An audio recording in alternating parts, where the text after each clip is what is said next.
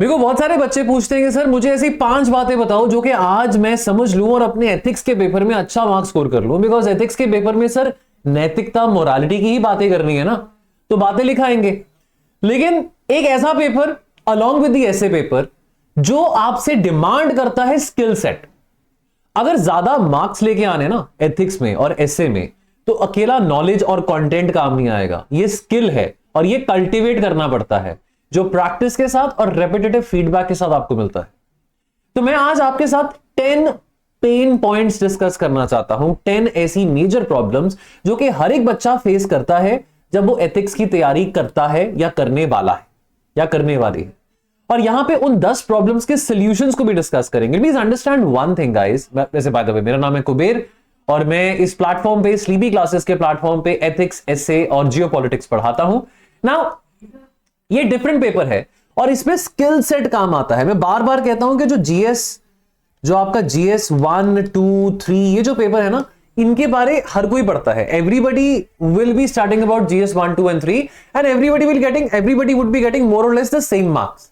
लेकिन एथिक्स का पेपर ऐसा है जो कि आपका बहुत बड़ा डिफरेंशिएटर बन सकता है, जहां पे किसी के 140 भी आएंगे, किसी के 100 भी आएंगे। लेट अस से कि जीएस 1, 2, 3 है। जीएस 1, 2, 3 में हर किसी का स्कोर 280 से लेके 320 के बीच में आ रहा है आउट ऑफ 750, बिकॉज 250 ईच का होता है। लेकिन वहां पे 40 मार्क्स का स्विंग एक ही पेपर में, एथिक्स के पेपर में आ सकता है, एंड अगेन 40 मार्क्स का स्विंग एक ऐसे के पेपर में आ सकता है। जीएस 4 का जो पेपर है, ये आपका स्ट्रक्चरल एथिकल रीजनिंग और कैरेक्टर को टेस्ट कर रहा है। यहां पे आपका रट्टाफिकेशन, फैक्चुअल रिकॉल टेस्ट हो ही नहीं रहा है। सो ये single difference is the root of nearly every struggle which aspirants are reporting. और let understand one thing, you are dealing with a paper जिसमें कोई फिक्स्ड सिलेबस नहीं है जिसका आप रट्टाफिकेशन कर सकते हो। यहां पे कोई लक्ष्मीकांत नहीं है, यहां पे कोई स्पेक्ट्रम नहीं है, यहां पे कोई पीएमएफआईएस नहीं है। सेकेंड ऑफ ऑल, यहां पे एप्लीकेशन की बात है। थ्योरेटिकल बातें पॉलिटिकल थिंकर्स, सोशियोलॉजी में, पॉलिटिकल साइंस में, फिलॉसफी में हम पढ़ते रहते हैं, लेकिन उनकी नॉलेज को अप्लाई करना है with real life problems, with real dilemmas. And number 3, delivery की बात आती है, यानी कि you have to have a structure under time constraint, under time pressure. इसमें कैसे मैनेज करोगे बताओ? इन चीजों को मैनेज करना बहुत मुश्किल हो जाता है। देखो, कोई फिक्स्ड करेक्ट कंटेंट नहीं है। Point number 1, the problem is that unlike history और पॉलिटी, इसमें कोई सिंगल सिलेबस नहीं है जो आपको मास्टर करना है। Aspirants can't tell if an answer is, वो नहीं बता सकते कि आंसर जनरली गुड है कि बैड है, which would lead to either paralysis और over confidence. What is the fix? आप टॉपर कॉपीज को पढ़ते हैं, मॉडल आंसर्स को पढ़ते हैं, ताकि आप अपने स्ट्रक्चर को इंटरनलाइज कर सकें, अपनी रीजनिंग क्वालिटी को बेहतर बना सकें। आप अदरवाइज यहां पे रट्टाफिकेशन या मेमोराइजिंग आइडियल ऑप्शंस वाला काम नहीं कर सकते। Number 2, theory application gap. Now aspirants define कर सकते हैं इमैनुअल कांत को, जेम्स मिल को, एरिस्टोटल को, बट बहुत कम होंगे ना जो कि इनके फ्रेमवर्क्स को या इनकी थ्योरी को अप्लाई कर पाएंगे किसी केस स्टडी में।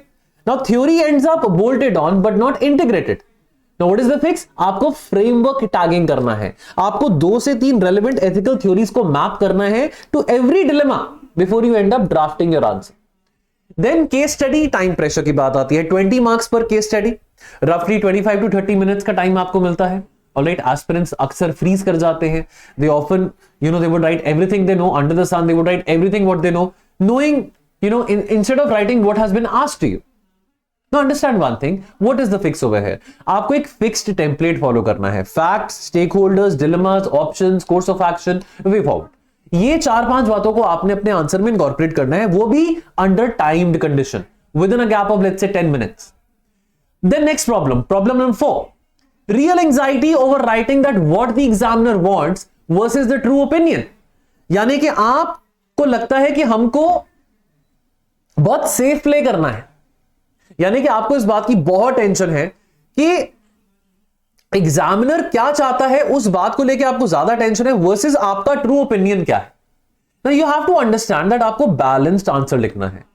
आपका जो रीजन है, आपकी जो रीजनिंग है, that has to be positioned in a very grounded manner, grounded in the constitutional values, यानी कि कन्विक्शन विद नुआंस। आपने सिर्फ वहां पे अपीजमेंट नहीं करना, फैंसी वर्ड्स लिख के अगर आप एग्जामिनर को इंप्रेस करने की कोशिश कर रहे हो तो बेटा एग्जामिनर आपका बहुत टाइम से करता आ रहा है। एग्जामिनर हम सब का बाप है, विच मीन्स टू से कि एग्जामिनर को पता है कि भैया आप क्या लिखने वाले हो, क्यों ऐसा लिख रहे हो। बट अगर आपका आंसर ग्राउंडेड है नुआंसेस के साथ, with constitutional values, that will give you more marks. Ultimately हमने ज्यादा मार्क्स लेके आने हैं।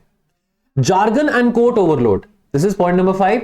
Answers they get stuffed with Gandhi, Kant, Gita without real integration. आपको लगता है कि ये quantity will substitute for your quality of reasoning and your quality is poor whereas you're just dumping a quote. आप quote bank dump कर रहे हो. Now you have to use at least 1 to 2 quotations per answer, not more than that, and always follow each with one line connecting it directly to your argument. All right? Weak or repetitive examples. ये जो same 8 से 10 examples हैं, Satyendra Dubey, APJ Abdul कलाम, अब ये हर answer में recycle हो रहे हैं, which is making scripts very predictable and which is not really impressing the examiner. Build a personal example bank. 15 से 20 diverse examples को आप बनाइए, लिखिए, which is tagged by ethical concepts for quick relevant call. Then don't confuse GS4 with essay or with GS1. देखो, कुछ बहुत emotional एसे style answer लिखते हैं, कुछ होते हैं जो कि GS1 टाइप आंसर लिख के आएंगे, डेफिनेशन डंपिंग कर देंगे, बट एक्चुअल में आप ये चीजें मिस कर रहे हो। दैट एक्चुअल में टेस्ट किया जा रहा है, आपका स्ट्रक्चर्ड एथिकल रीजनिंग टेस्ट किया जा रहा है, आपका सिर्फ एथिकल रीजनिंग नहीं but structured ethical reasoning test किया जा रहा है। Underline the directive word, analyse, illustrate, evaluate पूछा क्या जा रहा है और उसी तरह से आप आंसर को लिखें। Answer that demand specifically before you are adding more depth. Point number 8, attitude, EI, probity, इनके बारे में पूछा जाए तो बहुत एब्स्ट्रैक्ट कंसेप्ट्स हैं। अब यहां पे हम लिख ही नहीं पाते हैं कि हमने क्या लिखना है। It's very difficult for you to demonstrate very concretely within 100, 150 words, 250 words. Now anchor every abstract concept to one concrete behavioural example और देन आप कंसेप्ट इन एक्शन को शो करें, सिर्फ उसको डिफाइन मत करें। इमोशनल इंटेलिजेंस है या प्रोबिटी इन गवर्नेंस है या हम अकाउंटेबिलिटी की बात करते हैं, उसको कंक्रीट बिहेवियरल एग्जांपल या कोई एथिकल थ्योरी के साथ रिलेट करने की कोशिश करें, तभी बात बन पाएगी। You have to assume that the examiner will derive knowledge from your answers. Point number 9, unpredictable scoring. Evaluation बहुत ज्यादा सब्जेक्टिव लगता है as compare to the GS1, 2 और 3 पेपर, और आपके स्कोर्स वेरी कर सकते हैं, which will obviously cause you demotivation और आपको लगेगा कि हमने इतना इन्वेस्ट नहीं किया। देखो, अंडरस्टैंड वन थिंग, आपके हाथ में क्या है, controllables. I always say that focus on the controllables. Stoic philosophy में जैसे हम बात करते हैं that what you can manage, manage, what is under your control, control that, what is not under your control, accept that. Structure, clarity, relevant examples, balance reasoning, ये आपके हाथ में है। तो कंसिस्टेंसी यहां पे क्या है, कंसिस्टेंसी यहां पे ये है कि आप इन चीजों को कंसिस्टेंटली लिखेंगे, आपके मार्क्स बढ़ेंगे, मार्क्स आएंगे। And last but not the least, because ये सबसे लास्ट स्टेज में बच्चे एथिक्स का पेपर उठाते हैं, एथिक्स को प्रैक्टिस करते हैं, बिकॉज लगता है कि ये तो कॉमन सेंस है ना, एसए और एथिक्स तो कॉमन सेंस है, बट ये आपको कॉमन सेंस ना 500 मार्क्स का आता है, आपको ये बता दूं। And not everybody is good with words, not everybody is good in terms of expressing or articulating themselves. और GS4 को अक्सर लोग ना लास्ट के हफ्तों में करते हैं, which is very wrong. You have no time to practice answer writing. Forget about answer writing, structured answer writing, structured ethical reasoning. You have to treat GS4 at par with GS1, 2 and 3 because भाई ये 250 marks का paper है, S A का paper भी 250 marks का है, ये गलती मत करना, ये गलती मत करना। बहुत मुश्किल से मेंस लिखने का मौका आता है। 4 बारी मैंने मेंस दिया था, चारों बारी मेरा ठीक ठाक स्कोर रहा था एसए और एथिक्स में, बट आपको मैं बता रहा हूं प्री क्रैक करना इतना चैलेंजिंग है। और उसके बाद जब आप मेंस में पहुंचते हो, the last thing you would want is कि अरे मैंने एथिक्स और एसए में टाइम नहीं दिया था, मेरे नंबर कम आ रहे हैं। शेड्यूल करो weekly answer writing from the start of mains preparation, not just theory reading. Alright, तो ये 10 पेन पॉइंट्स हैं at a glance. Number 1, no fixed correct content. Alright, number 2, theory application gap की बात आती है।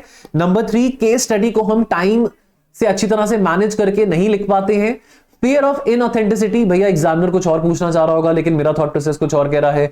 ज्यादा quote overload, quote dumping, please don't do that. Weak या repetitive examples, वही Satyendra Dubey, APJ Abdul Kalam, Ashok Khemka. Try to build a good solid repository of your examples. 15 से 20 examples को लिखिए जो कि थोड़े डिफरेंशिएटेड है, नहीं तो हर कोई वही सेम एग्जांपल यूज कर रहा है, तो एग्जामिनर बोर हो रहा है ना सेम एग्जांपल्स को बार बार मार्क करके।